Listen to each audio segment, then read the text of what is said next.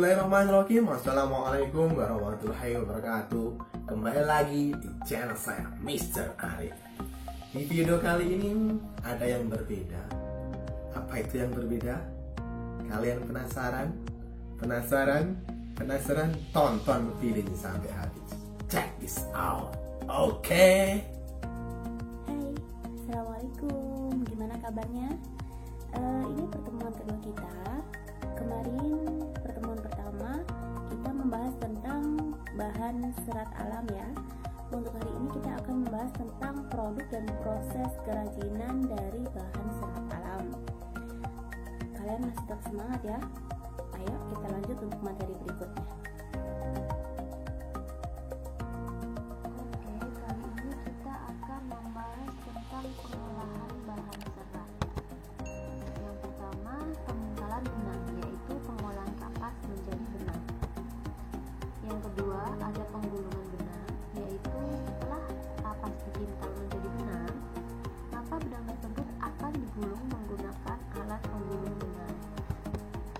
Yang ketiga, ada pencelupan warna, yakni memberikan warna pada benang yang telah digulung tadi, sehingga ketika dia nanti dibuat menjadi kain, itu akan mendapatkan warna yang kuat. Setelah dicelupkan dengan warna, maka benang-benang tersebut akan dikeringkan. Tahap keempat yaitu penenunan benang. Jadi setelah benang kering, maka benang tersebut dibuat menjadi lembaran kain dengan cara ditenun. Yang B, kita bahas tentang proses produksi kerajinan bahan serat. Teknik dasar kerajinan tekstil yaitu segala cara yang digunakan untuk membentuk atau mengolah bahan tekstil. Teknik-teknik dasarnya yang digunakan dalam produksi kerajinan tekstil yaitu yang pertama ada menenun, yakni proses membuat kain dengan memasukkan secara berselang-seling antara kelompok benang yang membujur ke dalam kelompok benang yang melintang. Yang kedua dengan cara menjahit, yakni pekerjaan menyambung kain dan bahan-bahan lain yang bisa dilewati jarum jahit dan benang. Yang ketiga ada mengikat.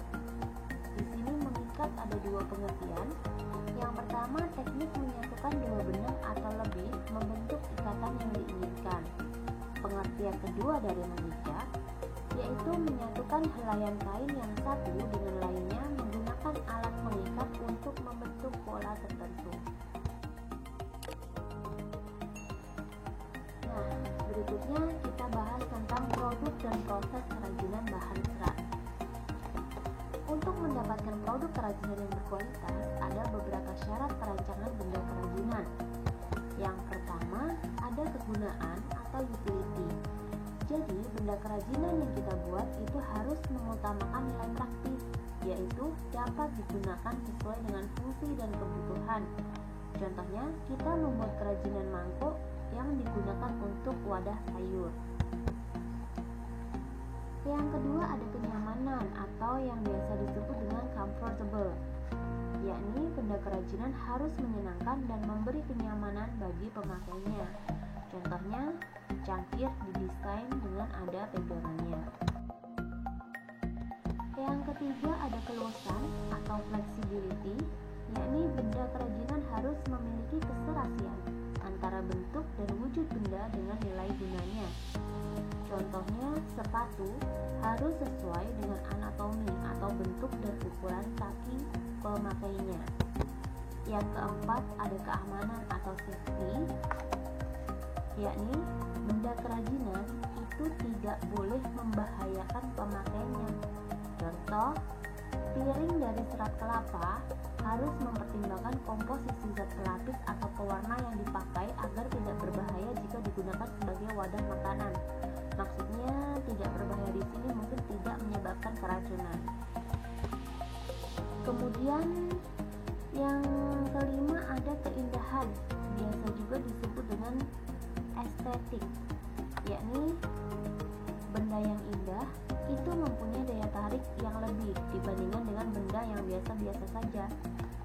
Jadi keindahan sebuah benda dapat dilihat dari beberapa hal, di antaranya dari bentuk, hiasan atau ornamen, dan bahan bakunya. Yang perlu diperhatikan dilakukan dalam proses perancangan karya kerajinan, yaitu yang pertama, penentuan bahan dan jenis kerajinan. Yang kedua, penggalian ide dari berbagai sumber.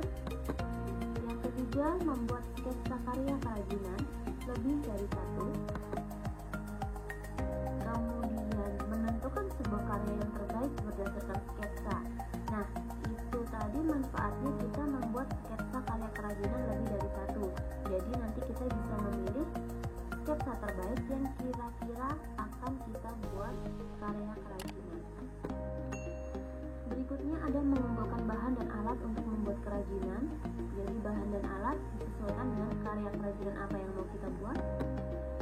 Setelah itu semua terkumpul bahan dan alatnya, baru kita bisa mulai membuat karya kerajinan. Setelah karya kerajinan selesai, kita bisa mengevaluasi karya kerajinan tersebut. Evaluasi di sini dilakukan untuk melihat apakah kerajinan tersebut ada kekurangan atau mungkin ada yang perlu dibenarkan, seperti itu. Kemudian yang terakhir ada revisi karya kerajinan. Jadi kalau